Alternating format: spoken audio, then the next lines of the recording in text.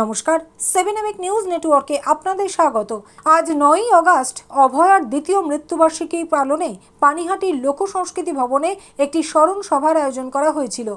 লোকসংস্কৃতি ভবনে আরজি করেন নির্যাতিতা সেই স্মরণ সভায় উপস্থিত হয়ে মুখ্যমন্ত্রী শুভেন্দু অধিকারী কথা দিলেন অভয়ার বিচারের শেষ দেখে ছাড়বে তার সরকার। আর অনুষ্ঠান শেষে সাংবাদিকদের মুখোমুখি হয়ে শুভেন্দু অধিকারী জানান, যে হার না মানার লড়াই করছেন অভয়ার বাবা মা, আমরা তাদের সাথে আছি। যা আসবে ইনভেস্টিগেশনে যার নাম তাকে করবে, পুলিশের যেটা কাজ করবে, আর সিবিআই যে কাজ সিবিআই করা উচিত। এটা নিয়ে অনেকের মধ্যেই প্রশ্ন আছে, ওনার পরিবারের মধ্যেও প্রশ্ন আছে। টিম চেঞ্জ হয়েছে, কোর্টও খুব কঠিনভাবে দেখছে। আমরা মনে করি যে অনেক জিনিসের বিচার সময় লেগেছে, কিন্তু বিচার পেয়েছে। যে হার না মানা লড়াই করছেন রত্না দেবী এবং শেখর বাবু, আমরা তার সাথে আছি।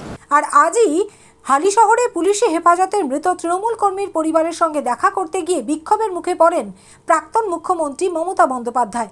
তাঁর গাড়ি ঘিরে বিক্ষোভ দেখানো সহ ছোড়া হয় কাদা, ছেঁড়াচটি, দেওয়া হয় চোর চোর স্লোগানও। আর হালিশহরে মমতা বন্দ্যোপাধ্যায়ের গাড়িতে কাদা ছোঁড়ার ঘটনা এবং চোর চোর স্লোগান প্রসঙ্গে মুখ্যমন্ত্রী শুভেন্দু অধিকারীর কটাক্ষ, এত চুরি করেছেন, চোর তো শুনতেই হবে। পাশাপাশি এদিন মমতা বন্দ্যোপাধ্যায়কে বেনজির আক্রমণ করে শুভেন্দু অধিকারী বলেন, আজ আপনি এই রাস্তা দিয়েই গিয়েছেন, অভয়ার মায়ের কাছে এসে গলায় গামছা নিয়ে ক্ষমা চাওয়া উচিত ছিল।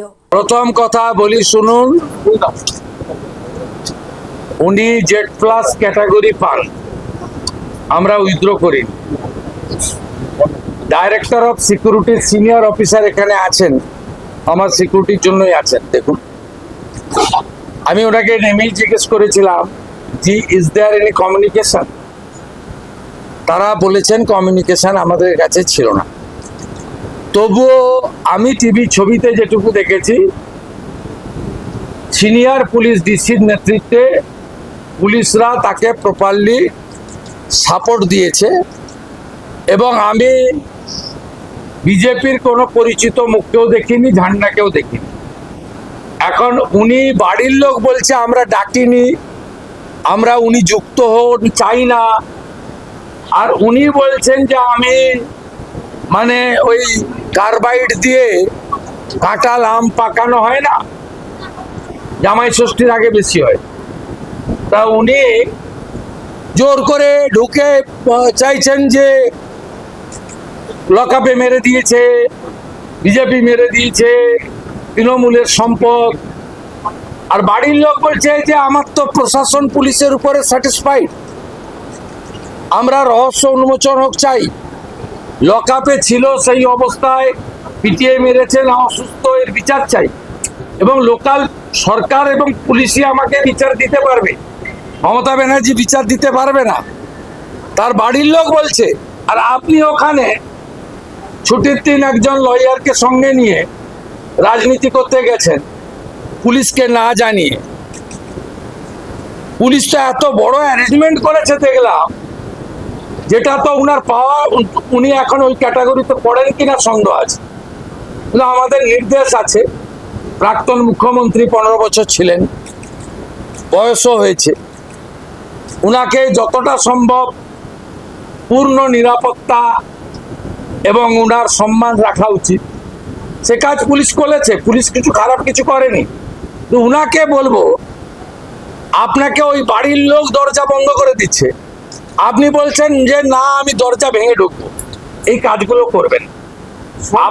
আপনার কাছ থেকে যদি কেউ সাহায্য চায়, আপনার যদি কেউ হস্তক্ষেপ চায়, আপনি নিশ্চয়ই করুন। কিন্তু আপনি অহেতুক, এখন উন্নয়নের সময়, এই সময় আপনি দয়া করে কোনো জায়গায় গিয়ে এমন কিছু করবেন না যাতে স্বাভাবিক জনজীবন বিপর্যস্ত হয়। আর এত চুরি করেছে, চোর তো শুনতেই হবে। এরপর থেকে কানে ওই আপনার হেলিকপ্টারে চড়লে লাগিয়ে দেয়, ওইগুলো ব্যবহার করুন আপনি, তাহলে চোর শুনতে পারবেন না। বিজেপির পতাকাও ছিল না, বিজেপির কর্মীরাও ছিল না। এত বিপুল জনরোষ, আপনি তো আজকে অভয়ার বাড়িতে যেতে পারতেন ক্ষমা চাইতে, একটা গামছা নিয়ে যেতে পারতেন, গলায় গামছা দিয়ে বলতে পারতেন। এটার উপর দিয়েই তো গেছেন। রত্নাদি, ভুল করেছি, ক্ষমা করুন। আমার বিশ্বাস ইনি ক্ষমা করে দিতেন, হয়তো বা করতেন কিনা আমি জানি না। তা না করে আপনি ওখানে গেছেন। যেদিন আপনি অভয়াকে একটা স্টেট হসপিটালের ভিতরে মেরেছিলেন, প্রমাণ লোপাট করতে গেছিলেন, 10 লাখ টাকা দিয়ে কিনতে গেছিলেন, সেদিন আপনার গাড়িতে কাদা মাখাবে না কি ফুল ছুড়বে? গৌতমীনাথ এবং শ্যামল পালের রিপোর্ট 7 এবেক নিউজ নেটওয়ার্ক, পানিহাটি। আরও বিভিন্ন খবরের আপডেট জানতে হলে অবশ্যই সাবস্ক্রাইব করুন 7 এবেক নিউজ নেটওয়ার্ক চ্যানেলটি, কারণ আপনাদের একটা সাবস্ক্রিপশন আমাদের কাছে অত্যন্ত মূল্যবান। পাশাপাশি অবশ্যই ফলো করুন আমাদের হোয়াটসঅ্যাপ চ্যানেলটিও। জয় হিন্দ।